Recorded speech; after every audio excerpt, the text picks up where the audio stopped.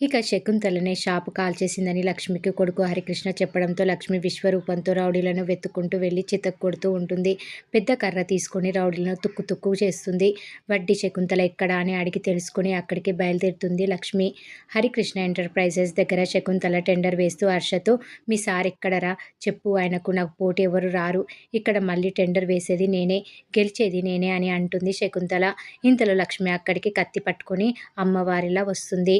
లక్ష్మి కత్తి తీసుకుని రావడం చూసి హర్ష షాక్ అవుతాడు. లక్ష్మి ఆవేశంగా శకుంతలతో, నా హోటల్ తగలబెడతావా, నిన్ను చంపేస్తా అని కత్తి తీసుకొని వెళ్తే హర్ష ఆపుతాడు. దాంతో లక్ష్మి శకుంతల టెండర్ పేపర్లు దగ్గరికి కత్తి పోట్లు పొడుస్తుంది. ఏంటే, ఈ శకుంతల్ని చంపడానికి వచ్చావా అని శకుంతల అంటే, అవును, నేను చంపడానికే వచ్చా, కానీ ఇక్కడికి వస్తే తెలిసింది చంపాల్సింది నిన్ను కాదు, నీ అహంకారాన్ని దించాలి. నిన్ను ఎవరు గెలవలేరు అన్నా నీ పొగరు దించాలి. ఇన్ని రోజులు నీకెవరు పోటీ లేరు అన్నావు కదా, ఇప్పుడు నేను నీకు పోటీగా వస్తా, నేను నీకు ఎదురుగా నిలబడతా, అవసరమైతే నేనే నీ మీద తిరగబడతా. ఇన్ని రోజులు జనాల్లో భయం చూసి విర్రవీగావు కదా, నీ మీద జనాల్లో ఆ భయాన్ని నేను పోగొడతాను అని లక్ష్మి శకుంతలతో అంటుంది. నువ్వు చెప్పే అంత తేలిక కాదు చేయడం అని శకుంతల అంటే, హర్ష, మీ క్యాంటీన్ కాంట్రాక్ట్ బరిలో ఈ శకుంతలకు నేను పోటీ నిలబడతా, నేనే గెలుస్తా అని ఫామ్ ఫిల్ చేయమని హర్షకి చెప్పి సంతకం పెడుతుంది లక్ష్మి. అక్కడ ఉన్న అందరూ చప్పట్లు కొడతారు. ఏంటి నీ ధైర్యం అని శకుంతల అంటే, నేనే నా ధైర్యం, నేనే నా పొగరు. ఆ రోజు జంతికలు చకోడీలు అని వదిలేయాల్సింది, ఆ తర్వాత చిన్న టిఫిన్ సెంటర్ కదా అని వదిలేయాల్సింది. నా హోటల్ని కాల్చి పెద్ద తప్పు చేశావు, నన్ను రెచ్చగొట్టి మహాపాపం చేశాను అనేలా చేస్తా, ఈ సిరితో అనవసరంగా పెట్టుకున్నా అని అనుకునేలా చేస్తా అని ఛాలెంజ్ చేసి వెళ్ళిపోతుంది లక్ష్మి. ఇక బయట గొడవ విని విహారీ చారుకేశవ బయటకు వచ్చి ఏమైందని అడుగుతారు. మా అక్క పోటీకి వచ్చింది సార్, మా అక్క వంటలు టేస్ట్ చూస్తే ఖచ్చితంగా తనకే కాంట్రాక్ట్ ఇస్తారు సార్ అని అంటాడు హర్ష.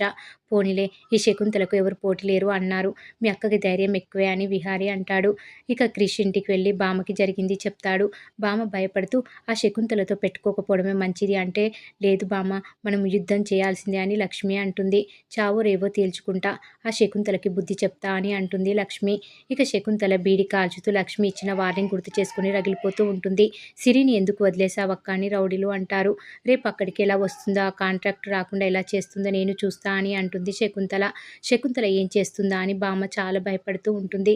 లక్ష్మి బామ్మతో, మనం భయపడినంత కాలం వాళ్ళు భయపెడతారు, ఒక్కసారి ఎదిరి తిరిగితే వాళ్ళే తగ్గిపోతారు అని లక్ష్మి ధైర్యం చెప్పి కాంట్రాక్ట్ వేయడానికి హర్షతో కలిసి వెళ్తుంది. మీరు వచ్చే వరకు నాకు భయంగా ఉంటుంది అమ్మా అని బామ్మ కంగారు పడుతూ ఉంటుంది. ఇక మరోవైపు సిరి పాప తినకుండా కూర్చుంటే పండు బతిమలాడుతూ ఉంటాడు. నాన్నని చూసి 2 రోజులు అవుతుంది, నేను తినను అని పాప అంటుంది. ఇంతలో విహారీ వస్తాడు.